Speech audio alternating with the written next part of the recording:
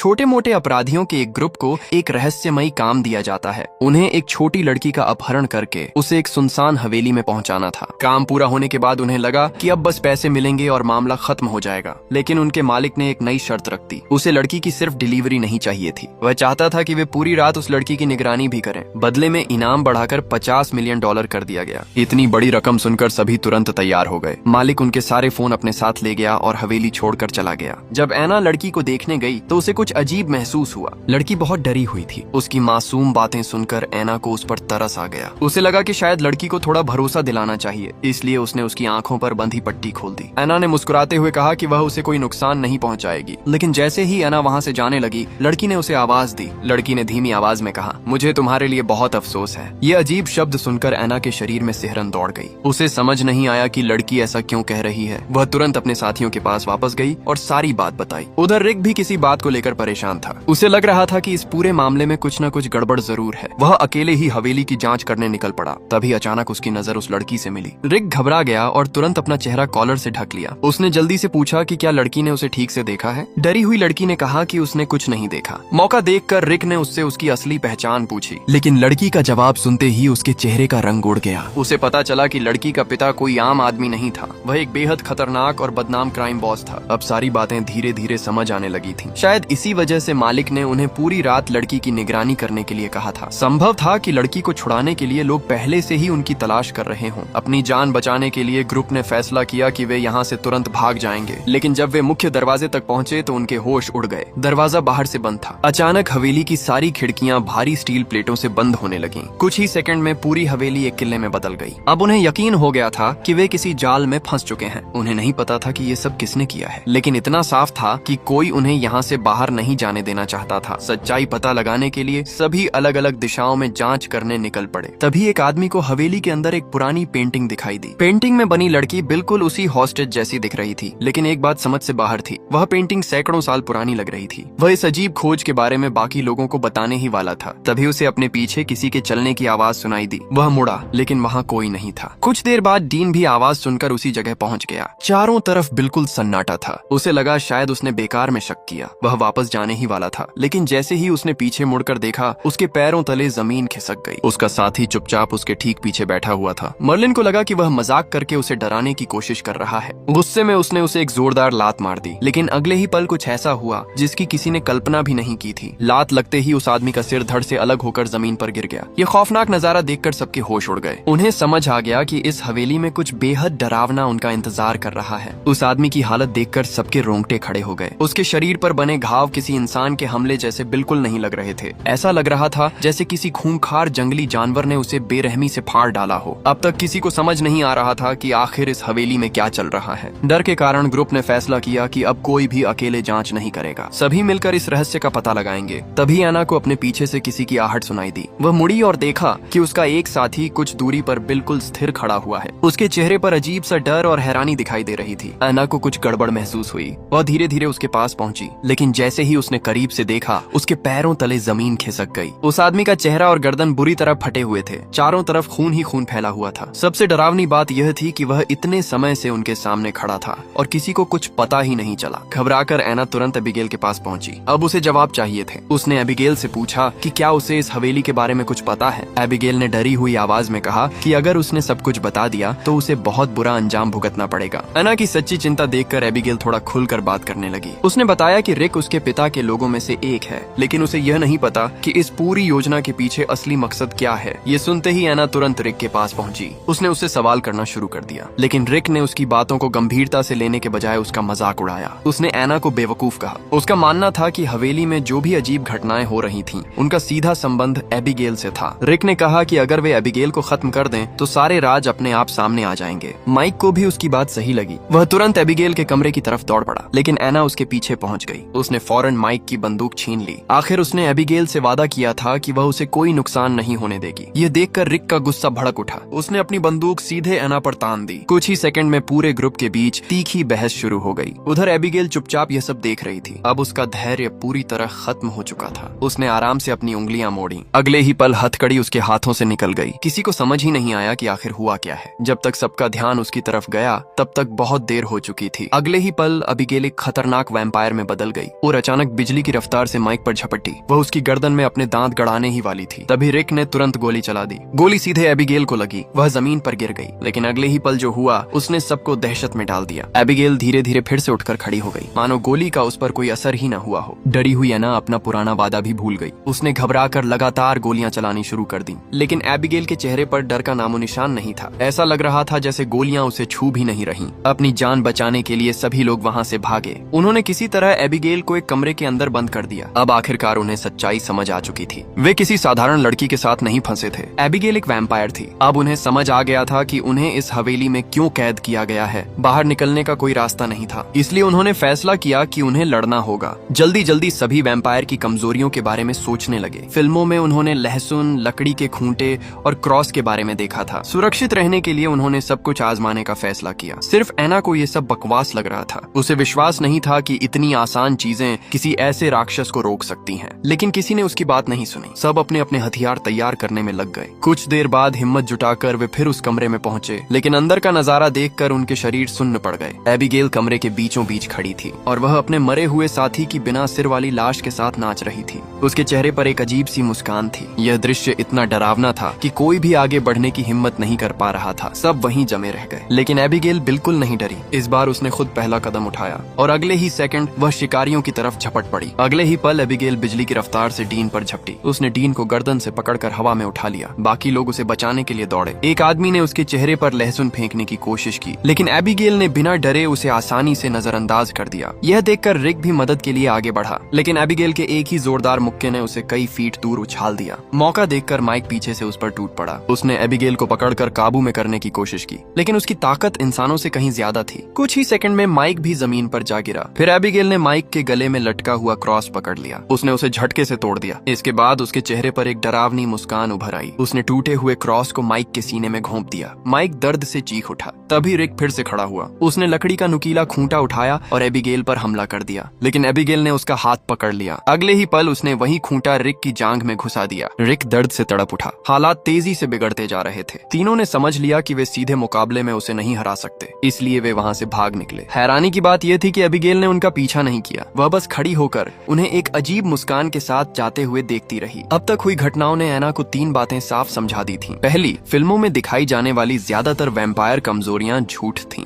दूसरी, एबिगेल शुरू से उनके साथ खेल रही थी। और तीसरी, उनके पास मौजूद किडनैपिंग ड्रग शायद उस पर असर कर सकती थी। कम से कम उससे उसे कुछ समय के लिए बेहोश तो किया जा सकता था। एना ने तुरंत एक नई योजना बनाई। उसने कहा कि वे अलग अलग होने का नाटक करेंगे, जिसे एबिगेल देखेगी वह जानबूझकर उसका ध्यान अपनी तरफ खींचेगा। उसी दौरान बाकी लोग मौका देखकर उसे ड्रग का इंजेक्शन लगाने की कोशिश करेंगे। योजना सुनकर सभी तैयार हो गए। उधर डीन हवेली की तलाशी ले रहा था। तभी उसकी नजर एक पुराने ताबूत पर पड़ी। वह बिल्कुल वैसा दिख रहा था जैसा फिल्मों में वैम्पायर के आराम करने के लिए दिखाया जाता है। डीन घबराते हुए उसके पास गया। उसने धीरे से ढक्कन उठाया, लेकिन अंदर कुछ भी नहीं था। वह राहत की सांस लेने ही वाला था। तभी अचानक एक चमगादड़ ताबूत के अंदर से बाहर निकला। डीन बुरी तरह डर गया। घबराहट में उसका संतुलन बिगड़ गया और वह पास के एक कमरे में जा गिरा। जैसे ही उसने चारों तरफ देखा, उसका खून जम गया। कमरा इंसानी लाशों से भरा हुआ था। ऐसा लग रहा था जैसे यह किसी राक्षस का कूड़ा घर हो, जहाँ शिकार के बचे हुए अवशेष फेंके जाते हों। यह भयानक नजारा देखकर डीन जोर से चीख पड़ा। उसकी आवाज सुनकर बाकी लोग तुरंत उसकी तरफ भागे, लेकिन तभी उन्हें दूसरी दिशा से माइक की दर्द भरी चीख सुनाई दी। लकड़ी के नुकीले टुकड़े उसकी उंगलियों में धंस गए थे। उसे अंदाजा भी नहीं था कि एबिगेल चुपचाप उसकी तरफ बढ़ रही है। माइक जान बचाकर भागने लगा। वह मदद के लिए जोर जोर से चिल्ला रहा था। दौड़ते दौड़ते वह अचानक रिक से टकरा गया। रिक ने उसी समय एक छिपा हुआ दरवाजा खोला था। संयोग से इस टक्कर ने माइक को गंभीर चोट लगने से बचा लिया, लेकिन एबिगेल ने तुरंत अपना निशाना बदल लिया। अब उसकी नजर रिक पर थी। वह बिजली की तरह उसकी तरफ झपटी। रिक संतुलन खो बैठा और सीढ़ियों से नीचे लुढ़क गया। उसी समय एना और उसकी साथी भी वहां पहुंच गईं। उन्होंने मौका देखकर चुपके से ड्रग का इंजेक्शन लगाने की कोशिश की, लेकिन सिरिंज उनके हाथ से फिसलकर लोहे के पहिए के पास जा गिरी। एना जल्दी जल्दी उसे उठाने की कोशिश करने लगी। इस बीच एबिगेल ने फिर हमला कर दिया। डीन पीछे से उसे पकड़ने के लिए कूद पड़ा, लेकिन गुस्से में एबिगेल ने उसकी बांह पर जोरदार काट लिया। डीन दर्द से चीख उठा। फिर एबिगेल ने एक और आदमी का पैर पकड़ लिया। वह उसे घसीटते हुए ऊपर उठाने लगी। हालात हाथ से निकलते जा रहे थे। तभी माइक पूरी ताकत से उस पर झपटा। दोनों जोर से जमीन पर गिरे। यही मौका था जिसका एना इंतजार कर रही थी। उसने तुरंत सिरिंज उठा ली और बिना एक पल गंवाए दवा एबिगेल के शरीर में इंजेक्ट कर दी। कुछ सेकंड तक एबिगेल छटपटाती रही। फिर धीरे धीरे उसकी ताकत कम होने लगी। उसकी आंखें भारी हो गईं और आखिरकार वह बेहोश होकर जमीन पर गिर पड़ी। कई घंटों बाद जब एबिगेल की आंख खुली तो उसने खुद को एक मजबूत लोहे के पिंजरे के अंदर कैद पाया। बाहर खड़े लोग सावधान सावधानी से उसे देख रहे थे। उधर डीन अपनी घायल बांह को पकड़े हुए बेचैनी से खड़ा था। उसके मन में एक ही सवाल घूम रहा था, क्या उन्होंने सच में इस राक्षस को काबू कर लिया था या फिर असली डर अभी शुरू होना बाकी था। डीन अपनी घायल बांह को देखकर बुरी तरह घबरा गया। उसने कांपती आवाज में पूछा, क्या मैं भी वैम्पायर बनने वाला हूँ? कमरे में कुछ पल के लिए सन्नाटा छा गया। फिर किसी ने धीमी आवाज में कहा, शायद। ये सुनते ही डीन का चेहरा सफेद पड़ गया। उधर रीगो ने एबिगेल से बात करने का फैसला किया। उसने तुरंत माफी मांगी। उसने कहा कि उनका उसे नुकसान पहुंचाने का कोई इरादा नहीं था। उन्हें सिर्फ उसे किडनैप करने के लिए पैसे दिए गए थे। वे फिरौती लेकर वहाँ से चले जाना चाहते थे। लेकिन एबिगेल ये सुनकर हंस पड़ी। उसने कहा कि वे सभी बहुत बड़े बेवकूफ हैं। यहाँ कोई फिरौती थी ही नहीं। यहाँ तक कि जिसने उन्हें काम पर रखा था वह भी सिर्फ उसका बटलर था। पूरा किडनैपिंग प्लान एक जाल था, एक ऐसा जाल जिसमें उन्हें फंसाने के लिए सब कुछ पहले से तय किया गया था। ये सुनकर सभी के होश उड़ गए। एना पूरी तरह टूट चुकी थी, लेकिन फिर भी उसने हार नहीं मानी। उसने एबिगेल से पूछा कि आखिर उसके पीछे कौन है, कौन इस पूरी योजना को चला रहा है। एबिगेल कुछ देर तक चुप रही। फिर उसने मुस्कुराते हुए कहा कि जो भी उसे आजाद कर देगा वह उसे जिंदा बाहर जाने देगी। ये सुनते ही माइक की आंखों में लालच चमक उठा। उसने धीरे से अपनी पिस्तौल निकाल ली। रेगो ने तुरंत उसे रोकने की कोशिश की। उसने कहा कि एबिगेल सिर्फ उन्हें आपस में लड़वाना चाहती है। अगर उसे छोड़ भी दिया गया तो वह अपना वादा कभी नहीं निभाएगी। लेकिन माइक पूरी तरह लालच में आ चुका था। कुछ देर सोचने के बाद उसने फैसला कर लिया। वह एबिगेल को छोड़ने वाला था। जैसे ही वह पिंजरे के पास पहुंचा, एना ने तुरंत उसे रोक दिया। उसने गोली चलाकर माइक को घायल कर दिया। कमरे में फिर से अफरा तफरी मच गई। लेकिन एबिगेल ने हार नहीं मानी। वह लगातार सबके दिमाग से खेलती रही। कुछ समय बाद रिक अकेले उसकी निगरानी कर रहा था। एबिगेल ने उसकी तरफ देखा। फिर उसने धीरे से कहा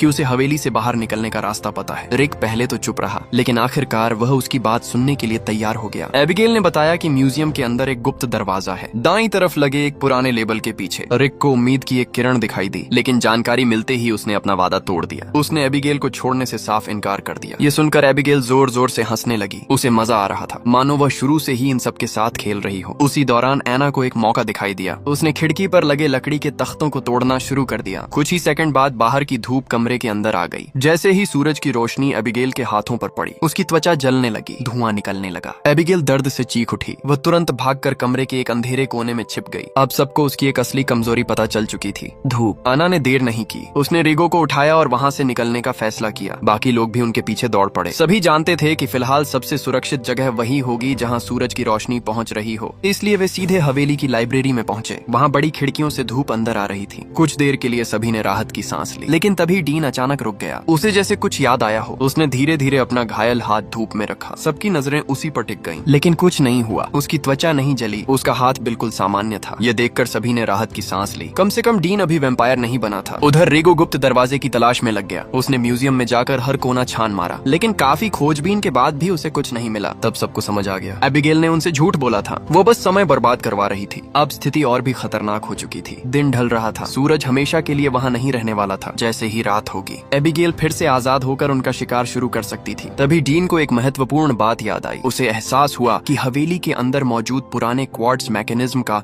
इस पूरे रहस्य से कोई संबंध हो सकता है। शायद वही उनकी आजादी की चाबी था। अब उनके पास कोई दूसरा रास्ता नहीं था। उन्हें हवेली के और गहरे हिस्सों में जाना ही था। इसलिए पूरा ग्रुप अंधेरे गलियारों की तरफ बढ़ने लगा। लेकिन उन्हें नहीं पता था कि एबिगेल अभी भी परछाइयों में छिपी हुई थी। अचानक पूरे हवेली में एक पुरानी धुन गूंजने लगी। कहीं दूर से पियानो बजने की आवाज आने लगी। सबके कदम वहीं रुक गए, क्योंकि उन्हें समझ आ गया था कि एबिगेल का नया खेल शुरू हो चुका है। अचानक उस महिला के हाथ पर बना घाव अपनी आंखों के सामने भरने लगा। कुछ ही सेकंड में उसका जख्म पूरी तरह गायब हो गया, लेकिन इसके साथ ही उसके व्यवहार में भी बदलाव आने लगा, मानो किसी अंधेरी ताकत ने उसके दिमाग पर कब्जा कर लिया हो। उसकी आंखें बदल गईं। अगले ही पल वह पागलों की तरह माइक पर झपट पड़ी। उसने सीधे उसकी गर्दन में काट लिया। माइक दर्द से चीख उठा, लेकिन इससे पहले कि वह कुछ समझ पाता, उसका एक पुराना साथी उस पर टूट पड़ा। कुछ ही पलों में माइक बेरहमी से मार दिया गया। उधर डीन को आखिरकार वह मैकेनिज्म मिल गया जिसकी वे तलाश कर रहे थे, लेकिन अब वह भी पहले जैसा नहीं रहा था। उसने बाकी दोनों को अपने साथ ले जाने की कोशिश की। उसकी हरकतें अजीब लग रही थीं। अन्ना को तुरंत महसूस हुआ कि कुछ गड़बड़ है। अब डीन अपनी असली हालत ज्यादा देर तक छिपा नहीं सकता था। स्थिति बिगड़ती देखकर एना और रेगो वहाँ से भाग निकले। दोनों पूरी ताकत से लाइब्रेरी की तरफ दौड़े। जब वे वापस पहुंचे तो उनके चेहरे का रंग उड़ गया। सूरज लगभग डूब चुका था। कमरे में पहले जितनी रोशनी नहीं बची थी। उनकी सबसे बड़ी सुरक्षा धीरे धीरे खत्म हो रही थी। तभी एना की नजर पास रखी एक बड़ी चांदी की ट्रे पर पड़ी। उसने तुरंत उसे उठा लिया, फिर बची हुई धूप को डीन की तरफ रिफ्लेक्ट कर दिया। जैसे ही रोशनी उसके हाथ पर पड़ी, उसकी त्वचा जलने लगी। अब ये साफ हो चुका था, डीन भी संक्रमित हो चुका था। उसी समय बुकशेल्फ के पीछे छिपा एक दरवाजा अचानक खुल गया। उनके पास कोई दूसरा विकल्प नहीं था, इसलिए एना और रेगो सावधानी से अंदर घुस गए। उनकी बंदूकें तैयार थीं, लेकिन अंदर का नजारा देखकर वे चौंक गए। कमरे में वही बटलर मौजूद था, वही आदमी जिसने पहले खुद को को मालिक बनाकर उनके सामने पेश किया था। बटलर ने तुरंत एना को पकड़ लिया, फिर उसने रेगो की तरफ देखा और एक अजीब सौदा पेश किया। उसने बताया कि कई साल पहले एबिगेल ने उसे भी संक्रमित कर दिया था, तब से वह भी एक वैम्पायर बन चुका था। उसने कहा कि इस अमर जिंदगी ने उसे खुश नहीं किया, बल्कि अपने मालिक और पूरे परिवार के लिए उसके अंदर नफरत भर दी। सालों से वह बदला लेने का मौका ढूंढ रहा था। बटलर ने आगे बताया कि उसने कैमरों के जरिए रेगो को देखा है। उसे पता था कि रेगो किसी भी कीमत पर जिंदा रहना चाहता है, इसलिए उसने एक प्रस्ताव रखा। अगर रेगो उसकी मदद करे और एबिगेल को खत्म कर दे तो वह उसे भी वैम्पायर बना देगा। एक ऐसा वैम्पायर जो उसके नियंत्रण में नहीं होगा, बल्कि पूरी आजादी के साथ अमर जिंदगी जी सकेगा। हालात इतने खराब थे कि रेगो के पास कोई और रास्ता नहीं बचा। आखिरकार उसने हामी भर दी। बटलर ने एना को बेहोश कर दिया, फिर उसने रेगो की गर्दन में काटा और अपना खून उसके मुंह में टपका दिया। कुछ ही देर में रेगो का शरीर बदलने लगा, उसकी नसें उभर आईं, उसकी आंखों का रंग बदल गया और आखिरकार उसका ट्रांसफॉर्मेशन पूरा हो गया। अब वह इंसान नहीं रहा था, वह भी एक वैम्पायर बन चुका था। लेकिन बटलर ने एक बड़ी गलती कर दी। उसे लगा कि रेगो अब उसका वफादार बन चुका है। जैसे ही वह एना को मारने के लिए आगे बढ़ा, रेगो ने पीछे से लकड़ी का नुकीला खूंटा उठाया और पूरी ताकत से बटलर के सीने में घोंप दिया। बटलर दर्द से चीख उठा। कुछ ही पलों में उसका अंत हो गया। अब रेगो पहले से कहीं ज्यादा खतरनाक बन चुका था, लेकिन उसके अंदर इंसानियत अभी पूरी तरह खत्म नहीं हुई थी। वह अपने पुराने साथियों को बचाना चाहता था। तभी कमरे का दरवाजा खुला और एबिगेल अंदर आ गई। उसे पहले से पता था कि बटलर उससे नफरत करता है। असल में वह काफी समय से यह सब देख रही थी। वह सिर्फ यह जानना चाहती थी कि बटलर उसके खिलाफ क्या योजना बना रहा है, लेकिन उसे भी उम्मीद नहीं थी कि उसका खेल इतनी जल्दी खत्म हो जाएगा। कुछ ही देर बाद एबिगेल और रेगो आमने सामने खड़े थे। दोनों में भयंकर लड़ाई शुरू हो गई। कमरा पूरी तरह तबाह होने लगा। इसी दौरान एना को होश आ गया। उसने मौका देखकर एक मैकेनिज्म चालू किया, फिर वहां से भागने लगी, लेकिन रेगो ने उसे देख लिया। वह तेजी से उसके पीछे पहुंचा और उसे पकड़कर नीचे फेंक दिया। एना मौत के मुंह में जाने ही वाली थी, लेकिन आखिरी पल में एबिगेल ने छलांग लगाई और उसे नीचे गिरने से बचा लिया। अब एबिगेल के हाथ में पहले वाली ताकत नहीं बची थी। उसकी पुरानी चोट उसे कमजोर कर रही थी। इसी वजह से उसने एना को एक प्रस्ताव दिया। उसने कहा कि अगर वे दोनों मिलकर रेगो को हरा दें तो वह अपना वादा निभाएगी और एना को जिंदा जाने देगी। काफी सोचने के बाद एना ने उस पर भरोसा कर लिया। इसके बाद दोनों ने मिलकर रेगो पर हमला कर दिया। एक लंबी और खतरनाक लड़ाई शुरू हुई। आखिरकार दोनों उसे गंभीर रूप से घायल करने में सफल हो गईं। रेगो खून से लथपथ जमीन पर गिर पड़ा। लड़ाई खत्म हो चुकी थी। एबिगेल ने अपना वादा निभाने का फैसला किया। वह सचमुच एना को जाने देने वाली थी, लेकिन तभी हवेली के अंदर एक नई आहट गूंजी। सभी की नजरें दरवाजे की तरफ मुड़ गईं। वहाँ एक आदमी खड़ा था, एबिगेल का पिता। आखिरकार वह सामने आ चुका था। उसे शुरू से सब कुछ पता था। उसने पूरी घटना को दूर बैठकर देखा था और उसने कभी दखल नहीं दिया, क्योंकि वह अपनी बेटी की ताकत और काबिलियत को परखना चाहता था। अब सबसे बड़ा सवाल यह था, क्या वह सच में एबिगेल का फैसला मानेगा या फिर एना को हमेशा के लिए